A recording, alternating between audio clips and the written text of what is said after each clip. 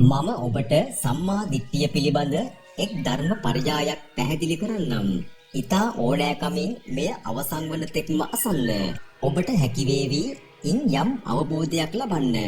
භාග්‍යවතුන් වහන්සේ සවැත් නුවර ජේතවනාරාමයේ වැඩවසන සමයේ උන්වහන්සේට බොහෝසෙයින් ළඟම ප්‍රධාන දායකයා ලෙස අග්‍ර උපස්ථාන තනතුර දැරුවේ අනේපිඬු සිටුතුමා. ඔහු නොයෙක් විදිහේ කුසල ධර්ම කරලා ජීවිත අවසානයේ මරණාසන්න මොහොතට කිට්ටු වුණා. එවිට ඔහු එක් පුරුෂයෙකුට කතා කරලා කියනවා, ඔබ ගිහින් සැරියුත් මහරහතන් වහන්සේට මගේ වචනයෙන් කියන්න. පුළුවන් නම් අනුකම්පාවෙන් අනේපිඬු සිටුතුමාගේ ගෙදරට වඩින්න කියලා. සේවකයා විහාරයට ගොස් පණිවිඩය දුන් විගසම සැරියුත් මහරහතන් වහන්සේ ආනන්ද තෙරුන් වහන්සේ සමග අනේපිඬු සිටුතුමාගේ ගෙදරට වැඩියා.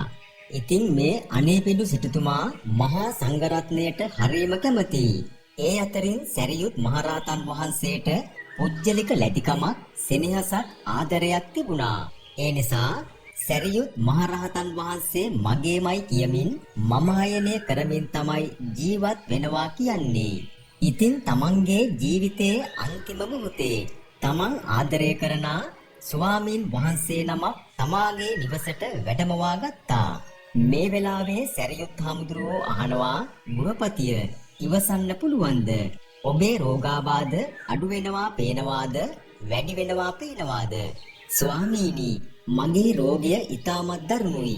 හරිම අමාරුයි. එන්නම වැඩි වෙනවා මිසක් අඩුවීමක් නම් පේන්නේ නැහැ. ස්වාමීනි, හරියට හරක් මරන මිනිස්සෙක් ඉතාම තියුණු ආයුධයක් ගෙන ගවදෙනකගේ බඩ පලනවා වගේ කුස තුල අදිමාත්‍ර වේදනාවකින් කුස පාරනවා. ස්වාමීනි, යම්සේ බලවත් පුරුෂයෙක් ඉතාමත් දැඩි රැහැනක් අරගෙන හිස වෙලලා දෙපැත්තට අදිනවා වගේ හිසේ අදිමාත්‍ර කැක්කුමක් එනවා.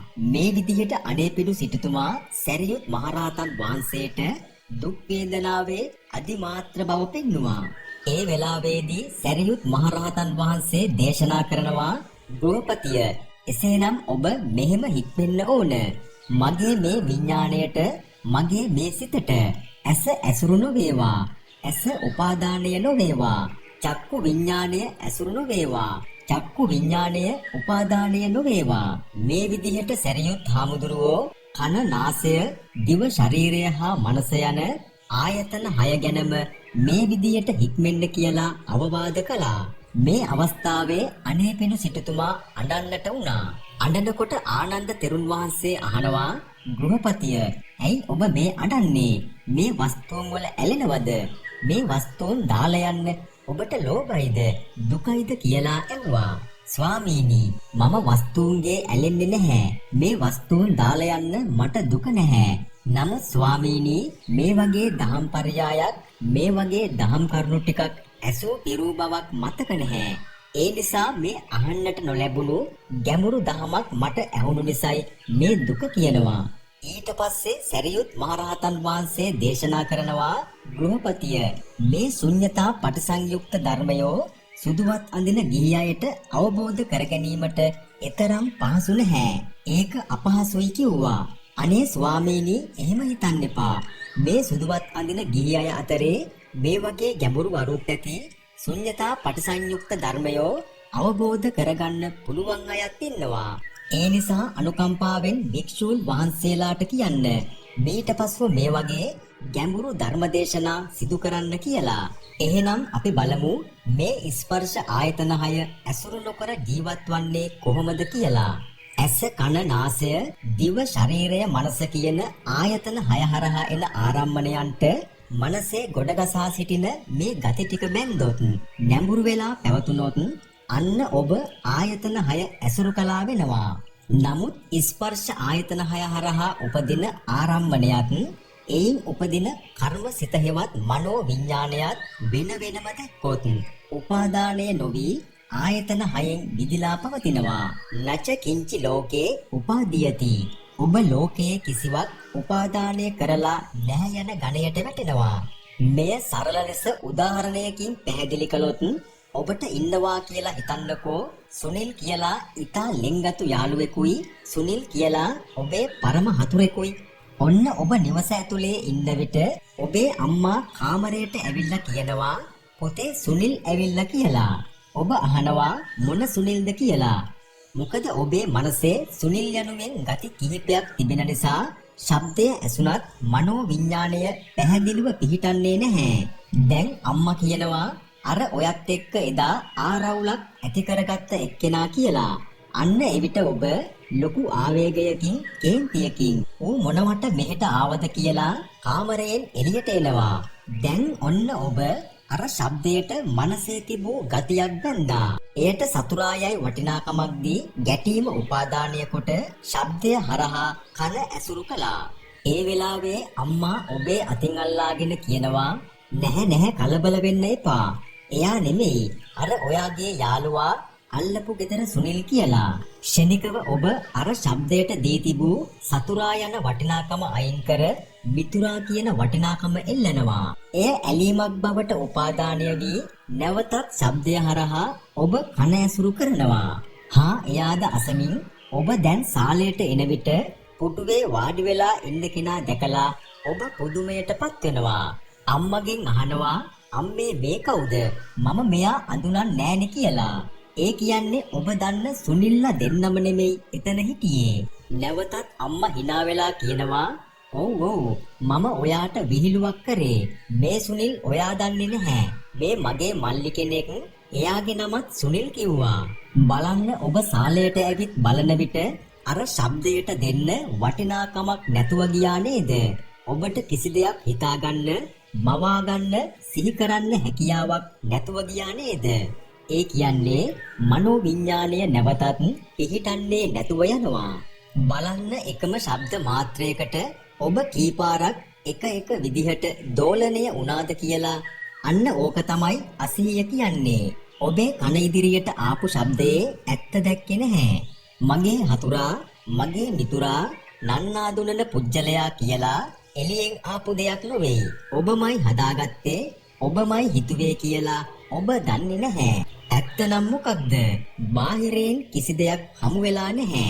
තමන්ගේම මනස තුලම ඉඳගෙන තමන්ගේම මනස ආවරණය කරගත්තා පමණයි. ඔන්න ඕකට තමයි ආයතන ඇසුරු කරනවා කියන්නේ. කෙනෙකුට මෙහෙම හිතෙන්නත් පුළුවන් නේද? ශබ්දය ඇහෙන විට මනසේ තියෙන නිමිත්ත ශබ්දයට බඳිනවා නෙමෙයි. ශබ්දය ඇහෙන විට මනසේ ඊට අදාළව නිමිත්තක් පහළ වෙනවා කියලා. ඒ කියන්නේ දෙල් කියන ශබ්දය ඇහෙන විට මනසේ තිබෙන දෙල් කියන රූපයක් අර ශබ්දයට බඳිනවා නෙවෙයි. දෙල් කියන ශබ්දය ඇහෙන විට මනසේ දෙල් කියලා රූපයක් නැවෙනවා කියලා. එහෙනම් මේ උදාහරණයක් පොඩ්ඩක් බලන්න.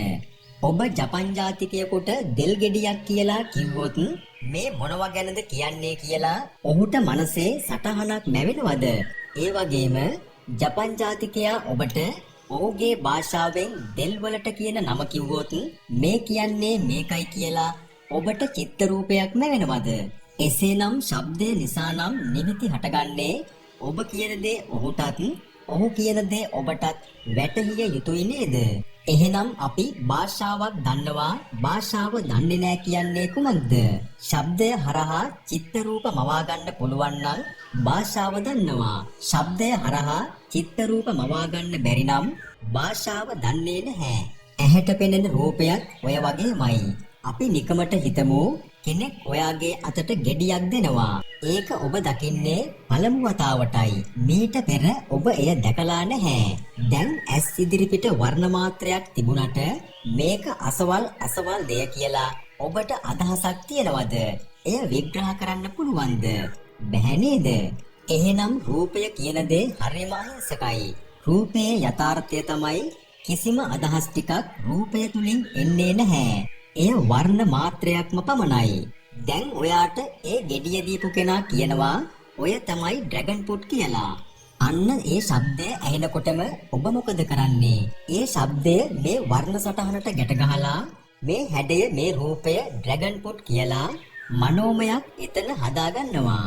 දැන් මේ හැඩය කොතනකදී දැක්කත් අර හදාගනිපු පරණ මනෝරූපය ඉදිරියට එනවා.